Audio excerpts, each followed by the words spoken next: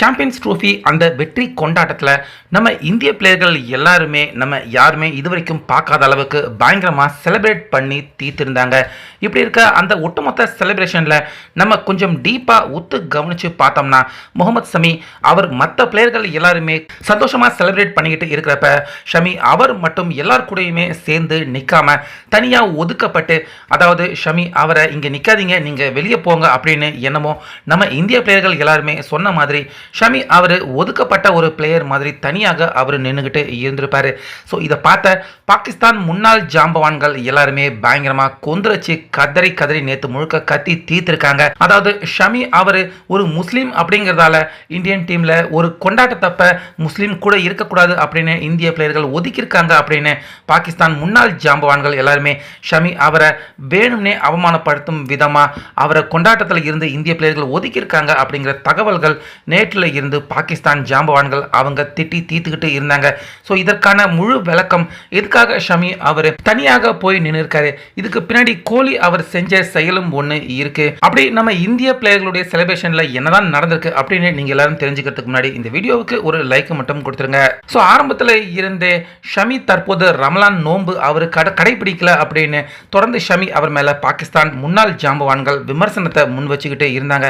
ஆனால் அது எதையுமே கண்டுக்காம ஷமி நான் பாட்டுக்கு என்னுடைய நாட்டுக்காக விளையாட போகிறேன், என்னுடைய மதத்தை விட எனக்கு நாடு தான் முக்கியம் அப்படிங்கிற மாதிரி ஷமி நம்ம இந்தியன் டீமுக்காக விளையாண்டாரு. ஆனாலுமே ஃபைனல்ஸில் 8 ஓவர் மட்டுமே வீசி கிட்டத்தட்ட 70க்கும் அதிகமான ரன்கள் ஷமி அவர் வாரி வழங்கியிருந்தது கொஞ்சம் விமர்சனத்துக்கு உள்ளான விஷயமாக தான் இருந்துச்சு. ஆனாலுமே நம்ம இந்தியா எப்படியோ ஒரு கஷ்டப்பட்டு இந்த ஆட்டத்தில் ஜெயிச்சிட்டாங்க.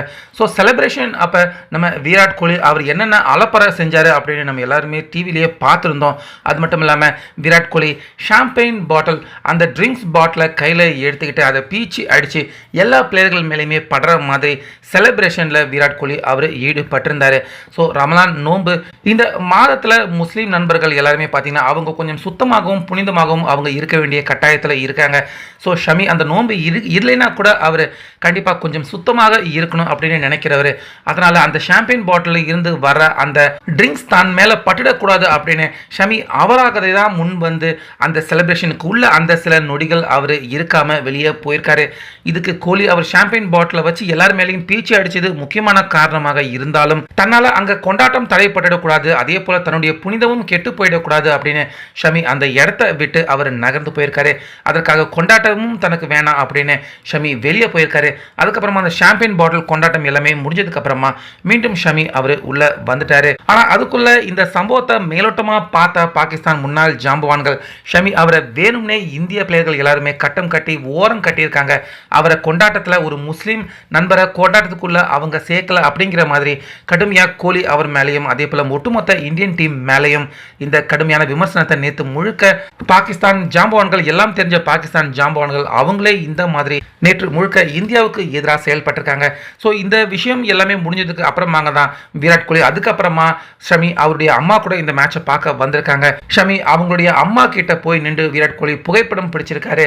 அவங்க காலில் விழுந்து ஆசீர்வாதமும் விராட் கோலி அவர் வாங்கியிருக்காரு. ஸோ இதை யாருமே எதிர்பார்க்கல. கோலி எவ்வளோ பெரிய ஜாம்பவான், ஷமி அவங்களுடைய அம்மா காலில் விழுந்து விராட் கோலி அவர் ஆசீர்வாதம் வாங்கினது தற்போது சோஷியல் மீடியாலையும் பார்த்தீங்கன்னா பயங்கரமாக ட்ரெண்டிங் ஆகிட்டு இருக்கு. ஸோ தன்னுடைய புனிதம் கெட்டிடக்கூடாது அப்படின்னு ஷமி அவர் வெளியே போனதை பற்றியும் அதே போல் கோலி ஷமி அவருடைய அம்மா காலில் விழுந்து ஆசீர்வாதம் வாங்கினதை பற்றியும் உங்கள் கருத்தை சொல்லுங்கள்.